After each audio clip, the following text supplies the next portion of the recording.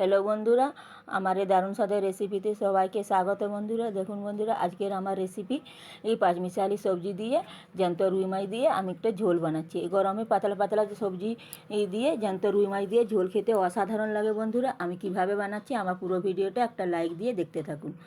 এই যে দেখুন, আমি কড়াই বসিয়ে দিয়েছি, তেল দিয়েছি, তেল গরম হয়ে গেছে। আগে থেকে মাছটা নুন হলুদ মাখিয়ে রেখেছিলাম, মাছটা এখন আমি ভেজে নিচ্ছি।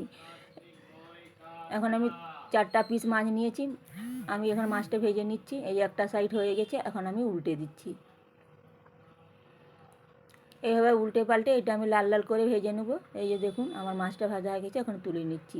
এখন এই মাছ ভাজার তেলে আমি ছোটো চামচের 1 চামচ কালো জিরে ফোড়ন দিয়ে আগে থেকে একটা মিডিয়াম সাইজের পেঁয়াজ কেটে রেখেছিলাম, পেঁয়াজটা এখন আমি দিয়ে দিচ্ছি। পেঁয়াজটা একটু ভাজা হওয়ার জন্য অপেক্ষা করছি। দেখুন বন্ধুরা, যে বন্ধুরা আমার চ্যানেলটিতে নতুন এসেছেন অনুরোধ রইল আমার চ্যানেলটি সাবস্ক্রাইব করার জন্য। এই যে দেখুন, হাফ চামচ আমি আদা বাটা দিয়ে দিচ্ছি, আর 1 চামচ দিয়ে দিচ্ছি হলুদ গুঁড়ো। এখন এটা আমি আদা বাটাটা আর হলুদ গুঁড়োটা একটু আমি নাড়াচাড়া করে ভেজে নেব। এই যে দেখুন, এখন আমি দিয়ে দিচ্ছি 4 চামচের হাফ চামচ ধনিয়া গুঁড়ো আর 4 চামচের হাফ চামচ জিরে গুঁড়ো দিয়ে এটা আমি হালকা করে একটু ভেজে নেব। দিয়ে যে একটু জল দিয়ে দেবো, যাতে মশলাটা পুড়ে না যায়।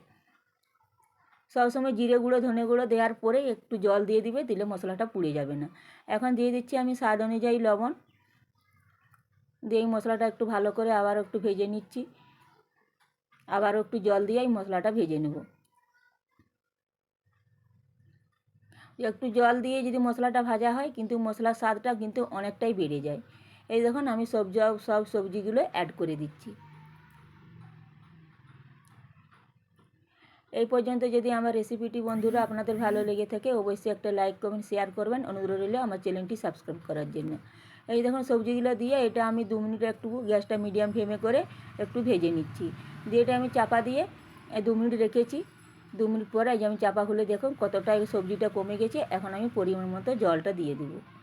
এখন স্বাদ মিষ্টির জন্য আমি 1 চিমটে চিনি দিয়েছি। এখন এটা আমি চাপা দিয়ে 5 মিনিট রেখে দেবো গ্যাসটা মিডিয়াম ফ্লেমে রেখে। এখন আমি চাপা খুলে দেখছি কতটা আমার সবজিটা সিদ্ধ হয়েছে। এরকম প্রায় অনেকটাই সবজিটা সিদ্ধ হয়ে গেছে, প্রায় 60% মতো সিদ্ধ হয়ে গেছে। এটা এখন আমি চাপা দিয়ে আবারও 5 মিনিট রেখে দিচ্ছি। এই যে দেখুন আমার একদম পারফেক্টভাবে সব সিদ্ধ হয়ে গেছে সবজিগুলো। এখন আমি একটা বাটিতে 2 পিস আলু আর কিছুটা সবজির ঝোল আমি তুলে রেখেছি।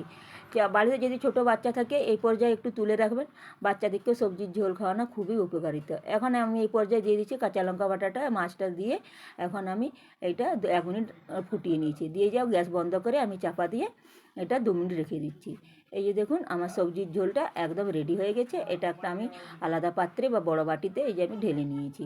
দেখুন বন্ধুরা, এইভাবে গরমে সবজির পাতলা ঝোল জ্যান্ত রুই মাছ দিয়ে একবার বানিয়ে খেয়ে দেখবেন কেমন লেগেছে।